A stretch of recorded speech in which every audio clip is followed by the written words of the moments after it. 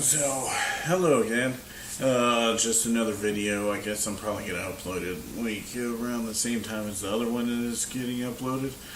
But, what's it called? I guess it's time for another video. I guess. I sounded like a complete idiot right there. But, what's it called? Okay, so what I wanted to talk about today, I'm sure because the description on the video or the name on the video is about the Hardys versus versus Impact Wrestling.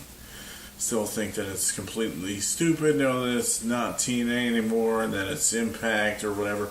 Seems like they're just having too much problems trying to like make up what their name is.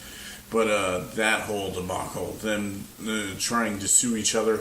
Mostly why I was talking about it was because how just recently, I think this past Monday, the owner of Anthem Fight Network, or whatever it's called, that bought out TNA, like Ed Nordholm, I think that's his name, came out and said, like, oh yeah, WWE ain't interested, and a bunch of other stuff, like where they were like, oh yeah, they're interested, and they're not interested, but they are interested, and then they're going for a lawsuit and stuff like that.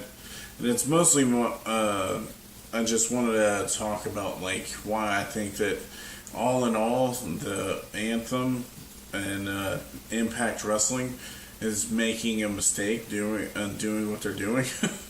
And I think it's initially going to get Matt and Jeff Hardy the rights to the broken gimmick, which I think, I don't think it really matters. I don't think it should be that big of a deal if they transfer over gimmicks, but of course they don't want them to make any extra money in a different spot or a different wrestling promotion doing the same thing, but it worked when they were in Ring of Honor. They were still doing that before they went into WWE. It seems like Anthem is just being kind of stupid when it comes to most of their ideas. I think they're handling this all wrong. They should just wait until it actually comes out in court. Like whoever they chose, who would win and stuff like that. I think they should have waited and knowing that they came out, because just recent, I think even after Ed Nordholm was like talking about that they didn't have no problem, or WWE wasn't interested, he released a bunch of messages that he was talking to one of the WWE guys. I don't think that it actually said who that they were talking to, but it looked like it was mostly WWE didn't want to be involved with like trying to buy out the gimmick from Anthem, and I mean it's completely understandable why they wouldn't be wanting to do that in the first place, you know. So what's it called? I think it's mostly because of those decisions that I don't think that they're going to get the rights. If anything, they're going to, like when they do make it to court, they're going to come up with something to either that, or like either that they're going to be able, like Matt and Jeff are going to be able to have the rights to the gimmick, or at least have free reign to use the gimmick, or that Anthem is probably still going to have at least some of the rights to it, maybe not. I don't know, like most of the time whenever I see like any like court things happen, usually it comes down to money and who you pay for as a lawyer to like, get out of certain things. So I don't know exactly how all that's going to happen, but it seems like Anthem is shooting themselves in the foot, because they're releasing stuff like, I think they were releasing the text messages that they were talking to with WWE, and then they were releasing, I think, contracts that they did with Matt and Jeff Hardy, which I'm like, nobody like releases contracts, like shows like what's in their contracts anymore. So it seems kind of weird knowing that they would do something like that. But I mean, I kind of understand why they're doing it. They're just trying to be like, oh yeah, no matter what, this is going to be our gimmick and this and that, and so you can't do something. If they wanted to, they could do something similar to it. If like by chance something doesn't work out or whatever, but I think initially at the end of the day that they're gonna get the rights to it, or at least I hope so. I think a lot of people are like hoping that it should be like that. I think they should at least do an agreement that way they could be able to. I think Anthem is trying to do like where it's like, hey, you give me some of the money to let you use the rights for the gimmick, and that's like nobody wants to do that. I wouldn't want to do that either. Just for me to do like something for like a year and a half or however long.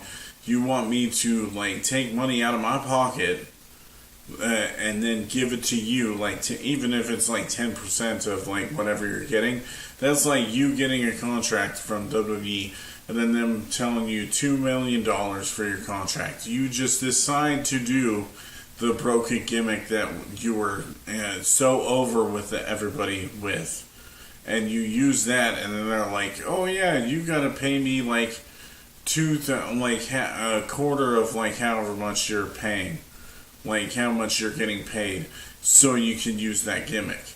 And nobody's gonna want to do that. So of course that's the main reason why they're fighting it in court. And I don't think that they like Anthem is making mistakes there, because I think they should have at least tried to do, if they wanted to make money off of it, at least be like, oh yeah, like here's a certain amount of money. That way you own the rights. Like, just a ballpark number. I mean, not to be like a huge amount or anything. Like, something like how much they're getting paid in WWE. I don't even know how much they're getting paid in WWE. But, like, as long as it's a decent figure, like, you think about how much they were getting paid in TNA. And you think about, like, not even a year's wages over there. Because I'm sure that they didn't pay them that well when compared to WWE, because most of the guys like Kofi Kingston and stuff like that, they get paid like $250,000 a year just to do that. And some of the other guys get paid, like most of the top names, like John Cena makes $9 million a year. And you're telling me that he can't or that Anthem would just want to try to get into that pot so you could fund TNA or Impact, I should say. Especially knowing that a lot of the only people that watch it now are the hardcore fans of TNA. I used to be a fan of TNA, honestly. I used to watch it every single week. I love old TNA though. I love the what's it called? I think it was like the early 2000s or like 2010s at least. Yeah, I think it was the early 2000s when it was Samoa Joe and AJ Styles and Christopher Daniels and Elix Skipper. And I don't even know what happened to most of the guys, except for like Christopher Daniels and stuff like that. You know exactly where they're at. They're either in Ring of Honor or like, what's it called?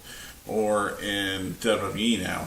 Like mostly Bobby Roode and Eric Young and stuff. But like some of the other guys, like low key, just recently, I think he just recently showed up either in Impact or it was in Ring of Honor. I can't remember which.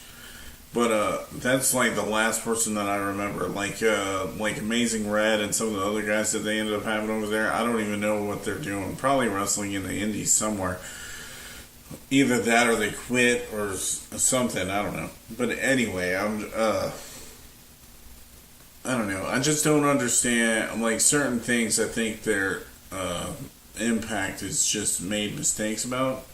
Especially, like, I don't know. I get, like, the whole Dixie Carter thing. The Dixie Carter thing was a blight on TNA. Like, no matter what happened. Like, no matter who was behind it and stuff like that. And, like, I thought that was the worst thing that they ever had when they were in there. And I think the biggest mistake that they ever did was get rid of AJ. I mean, it was great for him because he was able to do New Japan and get into the Bullet Club and then do Ring of Honor and all that stuff. And then initially get into the WWE, because if he wouldn't have been let go of his contract with TNA. I don't definitely wouldn't have made it to WWE, let alone be the WWE champion at one point. So I don't know. Like, it's hard to describe some of the stuff. I want to see the broken gimmick because I've only seen like some of the matches that they were talking about, like the final deletion match, and I think it was Delete or Decay, and then the other one, the tag team Apocalypto match. Like all of those ones are the only ones that I actually saw.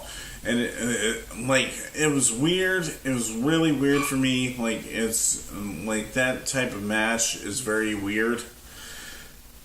But I could see what they were trying to do with it, like Matt Hardy, right? Like, I know he was trying to get more eyes on the subject or onto the people or like onto TNA, and just trying to get himself over, like to get him to like WWE Championship level, because not a lot of people thought that way with Matt Hardy, right? Like, a lot of people were always behind Jeff because he was always the crazy one, or at least the one that took the more risks and stuff. So I think that's one thing that always was, and knowing that Matt Hardy was in his shadow a lot of the time, so he finally was able to come up with something that was different, and this gimmick could just propel him to like at least WWE Championship or like Universal Championship, probably Universal Championship at one point, just because he's on Raw right now. But I mean, like, he could be in a championship level feud with somebody with this broken Matt Hardy gimmick, and I think that's mostly what WWE see in him. And then I think also at the same time, I think Anthem's worried about that because they knew that how much money they had in them. But then knowing that they I think they screwed the pooch when how they handled their contracts. They should have offered them the moon, but like, you're the top two people that we need in here, right? Like, you guys are the ones who make Impact right now, because they ended up featuring them so many times on their shows and like let them film at their compound and all that stuff. Supposedly a lot of the stuff that happened with Senior Benjamin and stuff like that too was like they didn't even get paid for doing any of that stuff. They were just trying to help Matt Hardy and trying to get over.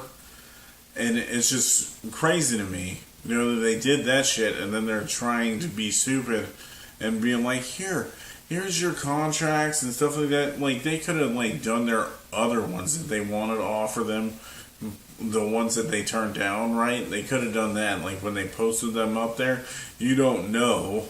That's one thing. But then also at the same time, it's just like, I don't know, it's just stupid to me. But I mean, that's one reason why I stopped watching TNA. It's because they did a lot of decisions that were just really stupid in my eyes. I just don't understand some of the ideas that they came up with, or like they thought that was smart ideas. Like, okay, I should be talking about this, but I'm probably going to save it for another video because it's probably going to be a huge rant.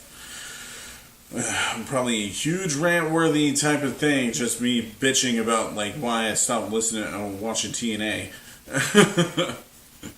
So, I mean, like, at the end of the day, hopefully something happens with this this lawsuit or whatever. Hopefully they can settle out of court, or like they could figure out something that they could be able to at least get the rights, so Matt and Jeff Hardy could do the broken gimmick with Brother Nero and all that stuff on WWE's television stuff, because I would be so happy to see them wrestle against other people when they're in those different gimmicks, because most of the people, like especially the crazy ones like Bray Wyatt and shit like that, they would have great matches. But like, they already have great matches anyway, but this what they're doing now, knowing that they have to kind of go between, like, wade the waters with stuff, like with Impact, until they're able to actually do the gimmick. It's kind of ruining them at the moment. So hopefully that will change. I don't know if it will or not, but hopefully it will change. And on that note, I guess it will be the time to end the video again. It's always hard for me to try to figure out like how to end the video. I'm like sit there and I'm like trying to spout off shit that happens in other YouTube videos, but I try to like keep myself like I'm trying to make myself unique in a certain way by being like, oh yeah, fuck you guys later or some shit, something dumb. But I guess on that note, I'm just gonna say bye, and I'll see you guys in the next video. Bye.